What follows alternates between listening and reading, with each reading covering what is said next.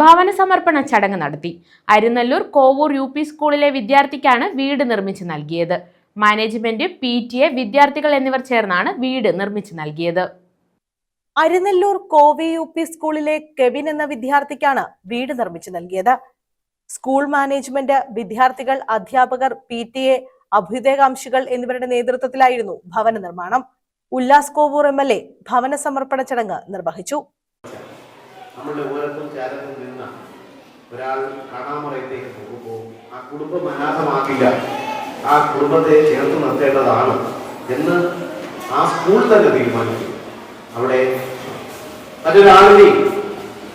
മറ്റൊരാളിന്റെയും സഹായമില്ലാതെ ഈ സ്കൂൾ തന്നെ മുൻകൈയെടുത്ത് ജോൺ സ്റ്റീഫൻ എന്ന എൻ്റെ സഹപാഠി ആ സഹപാഠിക്ക് ഒരു വീട് വെച്ച് നൽകുകയാണ്. അപ്പൊ അതുകൊണ്ട് തന്നെയാണ് ഈ ചടങ്ങ് ദൈവികമാണ് എന്ന് ഞാൻ സൂചിപ്പിച്ചത്. PTA പ്രസിഡന്റ് മുഹസിൻ അധ്യക്ഷത വഹിച്ചു. Manager Ajith Kumar B. പിള്ള ഓണ സ്നേഹോപകാരങ്ങൾ വിതരണം ചെയ്തു.